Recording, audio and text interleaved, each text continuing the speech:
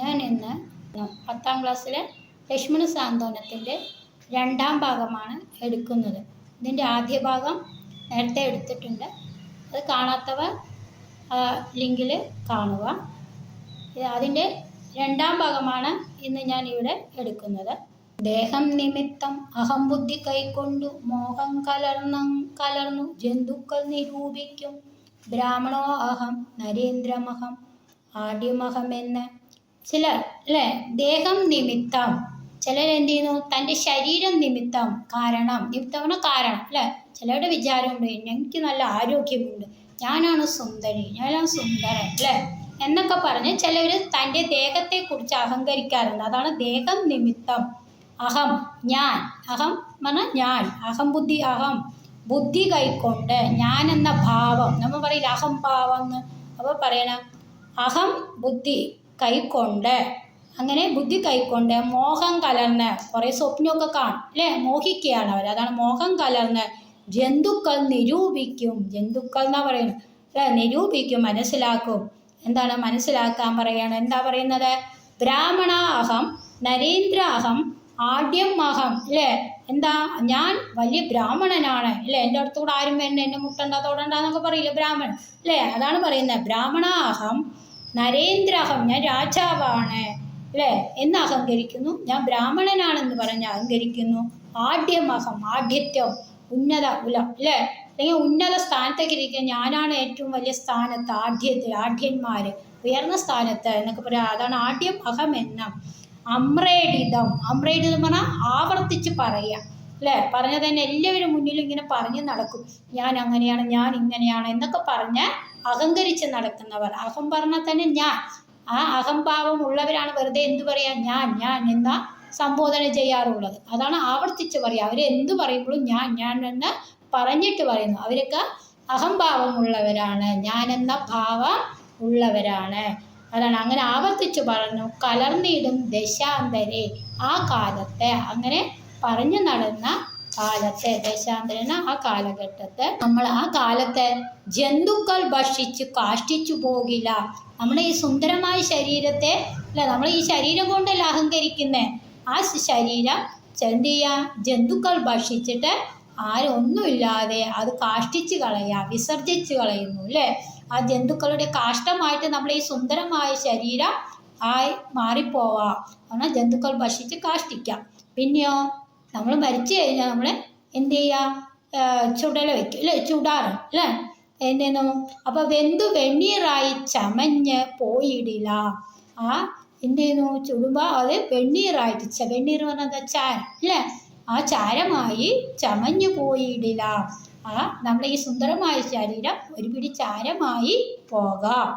മണ്ണിനു കീഴെ, ഇനി മരിച്ചു കഴിഞ്ഞാൽ നമ്മൾ എന്ത് ചെയ്യും, കുഴിയൊക്കെ കുടിച്ച് അതിൽ അല്ലേ മൂടാറുണ്ട്, കുഴി വെട്ടി മൂടുന്നതല്ല. അപ്പോൾ നമ്മൾ എന്താകും, വെറും കൃമിയായി, മണ്ണിനു കീഴായി കൃമികളായി പോകില്ല, വെറും കൃമിയായിട്ട്, അണുക്കളായിട്ട് മാറാം. അപ്പോൾ നമ്മൾ ഈ ശരീരം കൊണ്ട് അങ്ങിച്ചിട്ട് വല്ല കാര്യമുണ്ടോ അല്ലേ. അത് ചിലപ്പോൾ ജന്തുക്കൾ ഭക്ഷിച്ചാൽ കാഷ്ടമായി പോകും അല്ലേ. ഇനി തീ എന്ത് ചെയ്യുന്നു, നമ്മളെ ചുടൽ വയ്ക്കുമ്പോൾ ആ ചുടലിൽ ഒരു പിടി ചാരമാകാം. ഇനി നമ്മളെ മണ്ണിൽ കുഴിച്ചിടുകയാണെങ്കിൽ അത് അണുക്കളായി, കൃമികളായി മണ്ണിൽ അലിഞ്ഞു ചേരാം. പിന്നീട് നമ്മൾ ഈ ദേഹം കൊണ്ട് അഹങ്കരിച്ചിട്ട് കാര്യമുണ്ടോ? നന്നല്ല ദേഹം നിമിത്തം മഹാമോഹം. അതുകൊണ്ട് ഒരിക്കലും ഈ ശരീരം കൊണ്ട് വലിയ മോഹങ്ങളൊന്നും വെച്ച് അഹങ്കരിക്കരുത് എന്ന് ശ്രീരാമൻ ലക്ഷ്മണനോട് പറയുകയാണ് അല്ലേ. നന്നല്ല ദേഹം നിമിത്തം മഹാമോഹം എന്ന്. ത്വം മാംസ രക്താസ്തി പിൻമൂത്ര രേതസാം സമ്മേളനം പഞ്ചഭൂതക നിർമ്മിതം.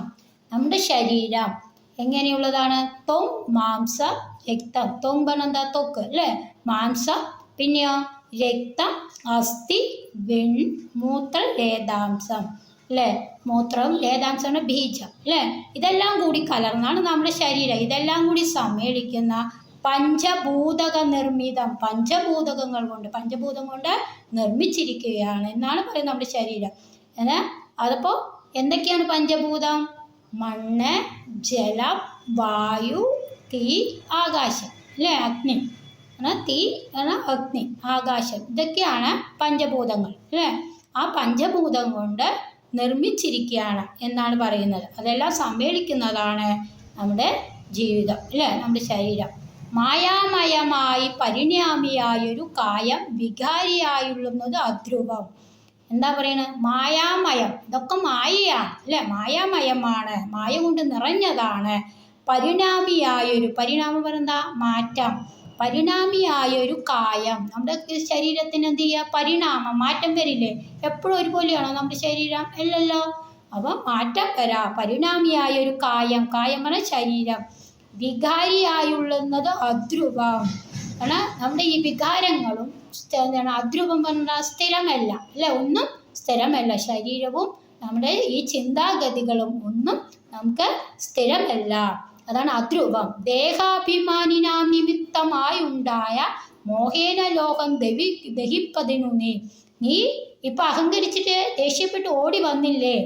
ലക്ഷ്മണനോട് പറയാൻ ശ്രീരാമൻ, ദേഹാഭിമാന നിമിത്തമുണ്ടായി.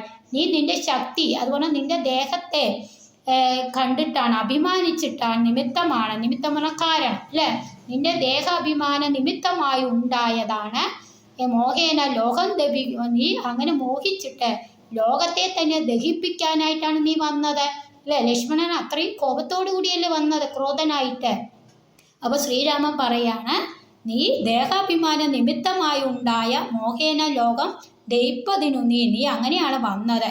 മാനസതാരിൽ നിരൂപിച്ചതും തവ, നീ നിന്റെ മനസ്സാകുന്ന പൂ, താരുവന പൂ, മനസ്സാകുന്ന പൂവിൽ നിരൂപിച്ചതും നീ മനസ്സിലാക്കിയതും തവ ജ്ഞാനമില്ലായ്ക, ഞാൻ നിന്റെ അറിവില്ലായ്മയാണ്. നമ്മ അറിവില്ലാത്തത് കൊണ്ടല്ല പല തെറ്റുകളും ചെയ്യുന്നത്. അതുകൊണ്ട് പറയാണ്, നിന്റെ മനസ്സിൽ നിരൂപിച്ച തവാവണ നിന്റെ ജ്ഞാനമില്ലായ്ക എന്നറിയുക. നിന്റെ അറിവില്ല, ജ്ഞാനമില്ലാവണ അറിവില്ലായ്ക എന്നറിയുക നീ ലക്ഷ്മണ. നിന്റെ മനസ്സിൽ അറിവില്ലാത്തത് കൊണ്ടാണ് നീ ഇത്രയും ക്രോധനായിട്ട് അല്ലെങ്കിൽ കോപത്തോടു കൂടി വന്നത് എന്നറിയുക നീ. ദോഷങ്ങളൊക്കെയും ഒക്കവേ ദേഹാഭിമാനിന, എല്ലാ ദോഷങ്ങളും വരുന്നത്, എല്ലാ ആപത്തുകളും വരുന്നത് എങ്ങനെയാണ്? ദേഹാഭിമാനിന, എല്ലാവരും ദേഹത്തെക്കുറിച്ച്, അതുപോലെ തൻ്റെ ശരീരത്തെക്കുറിച്ച് അഭിമാനിച്ചിട്ടാണ്. അഭിമാനിന രോഷേണ വന്നു ഭവിക്കുന്നത് ഓർക്ക നീ. നമ്മുടെ ശരീരം കൊണ്ട് നമ്മൾ അഹങ്കരിച്ചാൽ അതൊക്കെ രോഷേണ പറഞ്ഞാ കോപം, അല്ലെ?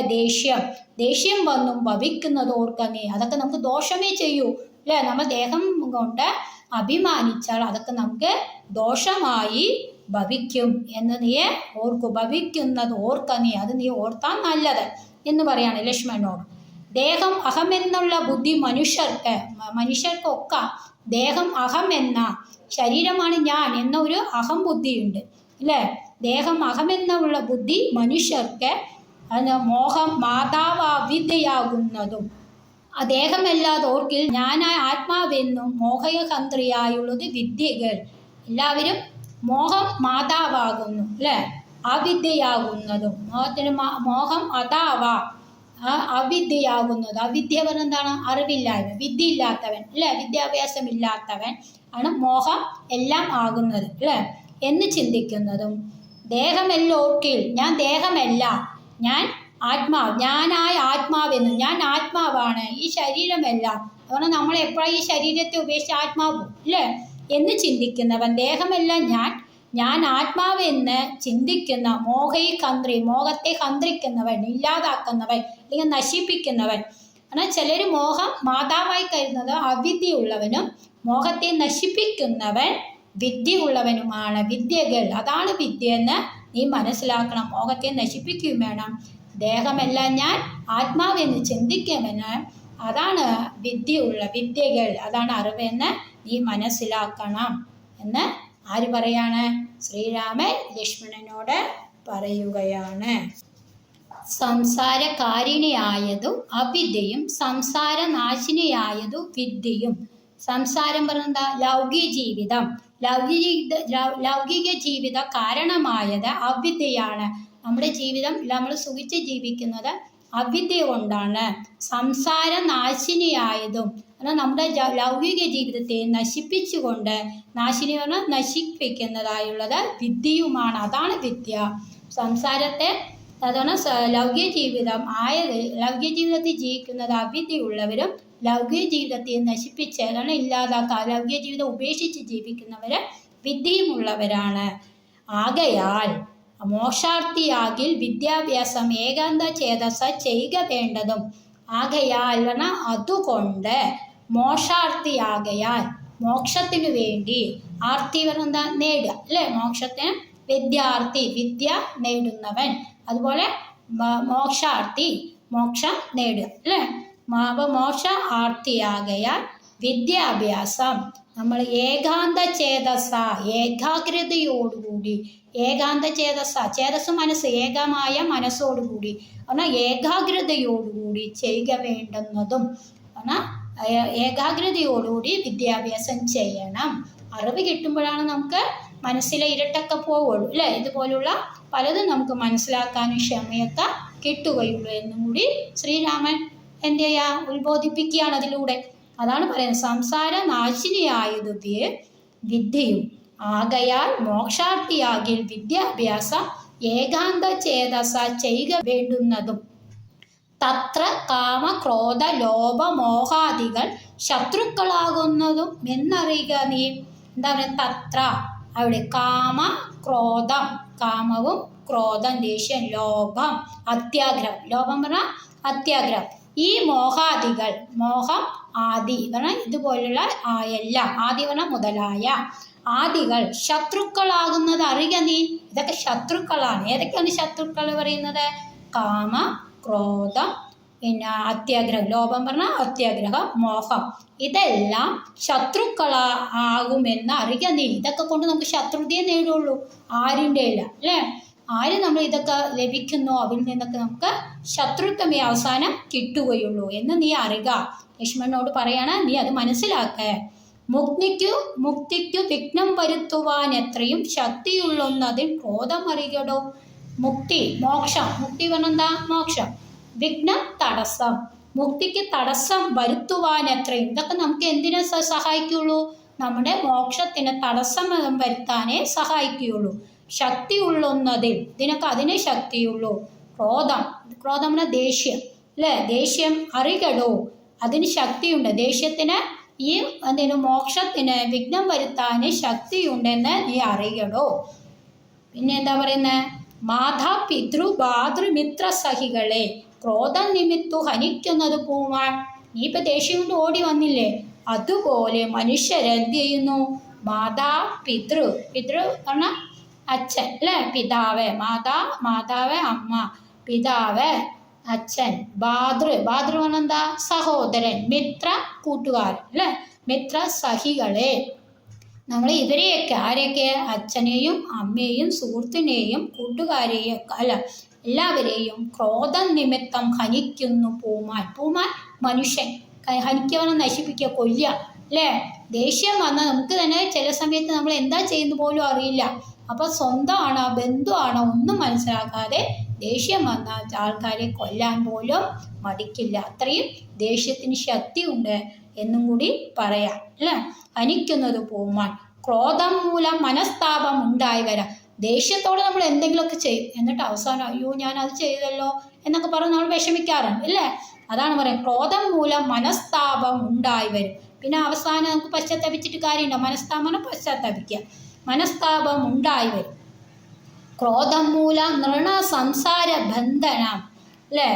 അല്ല ക്രോധം മൂലം, അതുകൊണ്ട് ദേഷ്യം മൂലം മനുഷ്യന് സംസാര ലൗകിക ലോകത്തെ തന്നെ സംസാര ജീവിതം ബന്ധിപ്പിക്കാനും ബന്ധം ചെയ്യാനും എന്താ പറയുക, നമുക്ക് ഇല്ലാതാക്കാനും. ക്രോധമല്ലോ നിജ ധർമ്മക്ഷയകരം, ക്രോധമാണ് അങ്ങനെ ദേഷ്യമാണ് നിജ നിന്റെ ധർമ്മക്ഷയകരം, ധർമ്മത്തെ നശിപ്പിക്കുന്നത്. ദേഷ്യം നമ്മുടെ ധർമ്മത്തെ പോലും നശിപ്പിക്കും. ക്രോധം പരിത്യജിക്കണം. അതുകൊണ്ട് നീ എന്ത് ചെയ്യണം, ക്രോധത്തെ പരിത്യജിക്കണം. ബുദ്ധജനം, ബന്ധുക്കളോട് അല്ലേ, നമ്മുടെ ബന്ധുക്കളെ, അതാണ് ലക്ഷ്മണ യുദ്ധത്തിനും തന്നെ തയ്യാറായിട്ട് വന്നതാണ് അല്ലേ.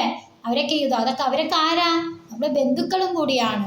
ആണ് ദശരഥൻ്റെ മറ്റ് ഭാര്യമാരും മക്കളൊക്കെയാണ്, ശ്രീരാമൻ്റെ സഹോദരന്മാരൊക്കെയാണ്. അവരെ വധിച്ചിട്ട് രാജ്യം വേണോ, വേണ്ട അല്ലേ. അതുകൊണ്ട് പറയാണ് നീ ക്രോധം പരിത്യജിക്കണം, ഉപേക്ഷിക്കണം. ബുദ്ധജനം അല്ലെ, ബന്ധുക്കളോട് നീ യുദ്ധം ചെയ്തതെന്ന്. എത്ര സുന്ദരമായിട്ടാണ് ശ്രീരാമനെ കൊണ്ട് എഴുത്തച്ഛൻ ആ തത്വജ്ഞാനങ്ങളും മനുഷ്യ ജീവിതത്തിലെ നന്മകളും പറയുന്നത് അത് എഴുത്തച്ഛൻ്റെ ഒരു കഴിവ് തന്നെയാണെന്ന് പറയുന്നു. നന്ദി, നമസ്കാരം.